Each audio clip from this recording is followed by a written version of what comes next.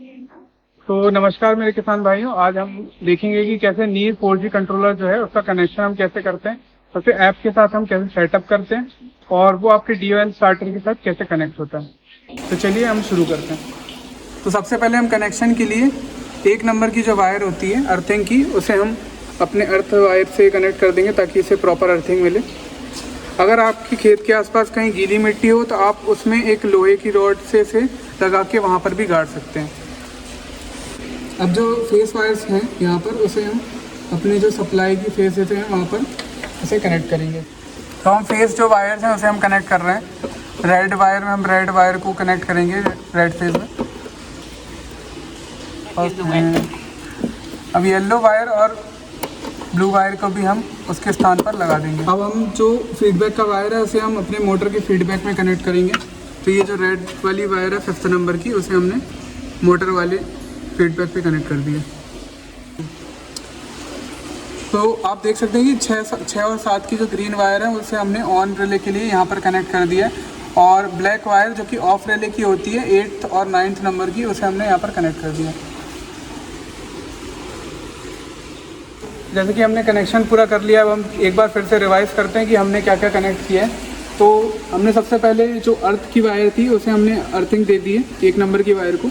उसके बाद हमने जो फेस वायर्स होती हैं रेड ब्लू येलो को अपने फेस और सप्लाई के साथ फेस के अकॉर्डिंग हमने कनेक्ट कर दिया था। फिर उसके बाद हमने जो फीडबैक की वायर होती है 5th वायर, उसे हमने फीडबैक में कनेक्ट कर दिया अपने मोटर के कनेक्शन के नीचे। और ग्रीन और ब्लैक वाली नंबर की जो वायर्स होती हैं वो ऑन की होती हैं, तो हमने उसे ऑन में कनेक्ट कर दिया। और जो ऑफ की वायर्स होती हैं 8 और 9, उसे हमने ऑफ में इस तरह कनेक्ट कर दिया। इसमें आप देख सकते हैं कि कनेक्शन कुछ इस प्रकार है। तो आपने देखा कि हमने इसका कनेक्शन कैसे किया और ये पूरी तरीके से सेटअप हो चुका है आपके स्टार्टर के साथ। अब हम देखेंगे कि इसकी जो वर्किंग होती है वो कैसे होती है मोबाइल के साथ। तो सबसे पहले आप देखें कि ये जो है ये डब्बा अभी ऑन में है, मतलब ये इसका बॉक्स जो है इसमें पावर आएगी। और फिर हमने यहाँ पर मोड आप देखेंगे तो यहाँ 2 मोड आपको मिल जाते हैं, मोबाइल मोड और ऑटो मोड। मोबाइल मोड यानी कि आप अपने मोबाइल के ज़रिए जो ऐप आता है कृषिवर्स का, उससे आप पूरा कंट्रोल कर सकते हैं इस कंट्रोलर को। तो अभी हम इसको मोबाइल पे ही रखते हैं और देखते हैं कि सबसे पहले कि ऐप में हमें क्या क्या करना है। तो सबसे पहले आपको अपने मोबाइल में कृषिवर्स सर्च करना है। तो यहाँ पर हम लिखेंगे कृषिवर्स, और यहाँ पर आपको ये सर्च की बटन दबानी है। इसमें ही आपको शुरुआत में ही मिल जाएगा, जिसमें आप देख सकते हैं इसका आइकन ऐसा है, कृषिवर्स इसमें लिखा हुआ है। इसको हम टैप करेंगे। अभी मेरे में ये इंस्टॉल्ड है, अगर आपके में इंस्टॉल्ड नहीं है तो आप इसको इंस्टॉल कर लीजिए। ऐप को इंस्टॉल करने के बाद आपको अपने मोबाइल नंबर से उसमें लॉगिन कर लेना है। लॉगिन करने के बाद आपको वहाँ पर एक ऑप्शन मिलेगा जिससे आप अपने कंट्रोलर को उस पर ऐड कर सकते हैं, जिसके लिए आपको जो ये कंट्रोलर बॉक्स है उसके साइड में आपको एक QR कोड मिलेगा। इसके साइड में लेफ़्ट या राइट साइड वो हो सकता है, वहाँ से आपको उसको स्कैन करना है, और स्कैन करते ही वो आपके में ऐड हो जाएगा। फिर आपको इस प्रकार का एक फॉर्म निकल कर आएगा जिसमें कि आपको कुछ जानकारियाँ भरनी है, और ये जानकारियाँ आपको मदद करेंगी कि आपका जो कंट्रोलर है वो सही तरीके से वर्क करे। तो सबसे पहले मोटर का नाम, यानी कि आप जिस भी मोटर के स्टार्टर में आप लगा रहे हैं उसको एक नाम दे सकते हैं। जैसे कि मैं इसे मोटर 1 जैसे मैं एक नाम देता हूँ, तो आप ऐसा कुछ भी नाम दे सकते हैं जिससे आपको याद रहे कि वो मोटर में आपने ये कंट्रोलर ऐड किया है। फिर आप अपने मोटर की पावर उसमें ऐड करिए। फिर उसके बाद उसमें कितने फेज़ की वो है वो डालिए, उसमें 3 फेज़ है कि सिंगल फेज़ है। फिर उसके बाद अगर आपके पास कोई रेफरल कोड है कि आपके अगर किसी जान पहचान वाले ने ये कंट्रोलर पहले ख़रीदा है तो आप उनसे रेफरल मांग सकते हैं, जिससे कि आपको कुछ वॉलेट में अमाउंट ऐड हो जाएगी जिसका यूज़ आप रिचार्ज करने में आगे कर सकते हैं। उसके बाद आपको इस सुरक्षित करें आगे बढ़े वाले बटन में क्लिक कर देना, इसमें आपको ठीक है लिख देना। फिर आपको यहाँ पर जैसे कि दिखाया जाएगा कि बिजली का आपको यहाँ स्टेटस दिखाएगा कि चालू है या बंद है। अभी जैसे कि आप देख सकते हैं हमारा कंट्रोलर चालू है और इसमें डेटा सही से आ रहा है, तो ये बिजली चालू बताएगा। अभी ये पूछ रहा है कि क्या बॉक्स में हेल्थ LED ब्लिंक कर रही है, तो हम सबसे पहले वहाँ देखेंगे। जैसा आप देख सकते हैं कि हेल्थ की LED जो यहाँ पर है वो आप देखेंगे यहाँ हेल्थ लिखा हुआ है, ये ब्लिंक कर रही है। तो हम यहाँ पर इसे यस कर देंगे। याद रखिए जब तक हेल्थ LED ना ब्लिंक करें इसे हाँ में आप टैप ना करें। उसके बाद ये बोल रहा है कि मोटर चालू करने के लिए आप नीचे स्विच में क्लिक करें, तो हम यहाँ स्विच में क्लिक करेंगे। उसके बाद हम वेट करेंगे कि हमारी मोटर चालू हो जाए। ये आप देख सकते हैं पंप की एलईडी जल गई है और पंप भी हमारा चालू हो चुका है।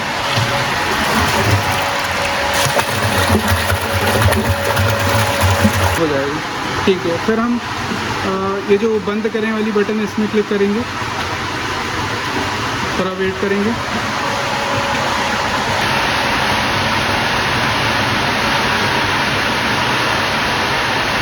अभी लास्ट स्टेप हमारा रहेगा कि आपको जो रीसेट बटन आपके कंट्रोलर में दी गई है उसको आप दबा देना है, उसको आपको प्रेस करना है। तो रीसेट करने के लिए हम क्या करेंगे, इसे एक बार ऑफ करेंगे, थोड़ी देर तक हम रुकेंगे। उसके बाद हम फिर से ऑन में क्लिक करेंगे, रेड बॉक्स रीसेट हो जाएगा। उसके बाद हमें इस डायलॉग बॉक्स में ठीक है में क्लिक कर देना। तो सबसे पहले मैं आपको ये डैशबोर्ड, जैसे कि आप देख सकते हैं, लोड हो गया है हमारा सब प्रोसेस के बाद में। और यहाँ आप मोटर 1 आईडी देख सकते हैं, जो हमारी मोटर हमने ऐड करी थी उसकी आईडी भी यहाँ शो हो रही है, मतलब कि हमारा सब कुछ लोड हो चुका है और सेटअप हो चुका है। सबसे पहले आप देखेंगे कि ये जो कार्ड है यहाँ पर जो मोटर लिखा हुआ है, इस स्विच से आप कभी भी अपनी मोटर को चालू कर सकते हैं। सुरक्षा आप चालू कर देंगे तो ये जितना भी आपको वोल्टेज के कारण आपके स्टार्टर में फॉल्ट, मोटर में जो फॉल्ट आता है उससे ये आपको सुरक्षा प्रदान करेगा। दूसरी बात ये, जब अगर आपके यहाँ इलेक्ट्रिसिटी अगर नहीं है तो तब आप ऑटो स्विच का यूज़ कर सकते, पहले से आप वहाँ पर कमांड दे सकते हैं कि जब भी बिजली आपके में आएगी तो ये मोटर को अपने आप चालू कर देगा। चौथी सुविधा यहाँ पर टाइमर की, टाइमर आप सेट करके इसमें टाइम सेट कर सकते हैं कि कितने टाइम को आप सेट करना है टाइमर, और उसके बाद कितने समय तक आपको इसे चलाना है वो यहाँ पर सेट कर सकते हैं। उसके बाद ये आज या कल के लिए सेट करना है वो आप इसमें सेलेक्ट करके फिर यहाँ पर सुरक्षित करने वाली बटन में टैप कर सकते हैं। यहाँ पर आपको और भी जानकारियाँ मिलेंगी, जैसे कि बिजली, जो आपको बताएगा कि आपके अभी स्टार्टर में बिजली आ रही है कि नहीं आ रही है कंट्रोलर में, और नेटवर्क कैसा है कंट्रोलर का, और मोड कौन सा है, मोबाइल है या ऑटो है। फिर मोटर उपयोग दर ये बताती है कि आपकी मोटर आज में कितनी जली है। तो जैसे कि आप यहाँ देख सकते हैं, ये बताएगा, यहाँ पर पूरा ग्राफ शो करेगा कि आपको कितनी मोटर की यूजेज हुई है। और नीचे आप देख सकते हैं कि वोल्टेज का ग्राफ है, जिससे आपको रियल टाइम पूरा डेटा मिलेगा कि कितना वोल्टेज आपके स्टार्टर में आ रहा है। उसके बाद एक और ऑप्शन यहाँ पर है इतिहास नाम का, जो कि ये बताता है कि आपकी मोटर कब से कब तक चली थी, कितने घंटों के लिए। इसकी जानकारी भी आप यहाँ से देख सकते हैं। दूसरी तरफ अगर आप बिजली में देखेंगे, अभी यहाँ पर डेटा नहीं है, पर जब भी अगर बिजली जाएगी आएगी तो उसका भी ऐसे ही आपको डेटा यहाँ पर मिल जाएगा। और ऑप्शन यहाँ पर भी है कि आप अगर और भी शॉपिंग वगैरह करना चाहें और एक और प्रोडक्ट खरीदना चाहें तो आप डायरेक्ट ऐप से भी यहाँ से इसे बाय कर सकते हैं। यहाँ पर पूरे ऑप्शंस आपको बाय करने के भी मिल जाएंगे। और ये ऑप्शन कृषि टॉक्स का है, जिससे कि आपको जितनी भी जानकारियाँ हैं कृषि से रिलेटेड वो आपको मिलती जाएंगी, तो आप इसे भी कभी कभी पढ़ सकते हैं। मौसम की जानकारियाँ भी आपको मिलेंगी, जिससे कि आपको पता रहेगा कि कब बारिश होने वाली है, और इस हिसाब से आप सिंचाई कर सकते हैं और मोटर को चला सकते हैं।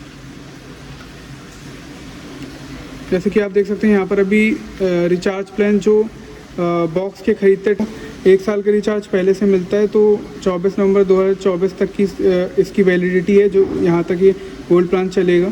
और अगर इसके बाद ख़त्म होता है तो आप यहीं से उस रिचार्ज को फिर से बाय कर सकते हैं और अपने कंट्रोलर को यूज़ कर। अब मैं आपको बताता हूँ कि ऑटो मोड में ये कैसे काम करता है। तो मैंने यहाँ पर इसे ऑटो मोड में कर दिया है। अब हम वेट करेंगे कि मोटर चालू हो।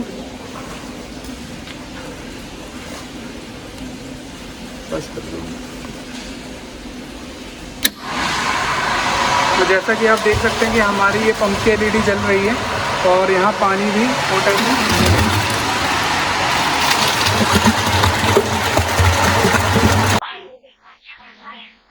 तो ऑटो मोड का मैं आपको यूज बताता हूँ कि ऑटो मोड में जब हम इससे स्विच कर देते हैं तो हमारी मोटर जब भी ऑटो मोड में रहेगा तो बिजली चाहे आएगी या फिर जाएगी, वो मोटर को हरदम चालू रखेगा। यानी कि जब भी अगर बिजली वापस आती है तो ये मोटर को फिर से वापस चालू कर देगा।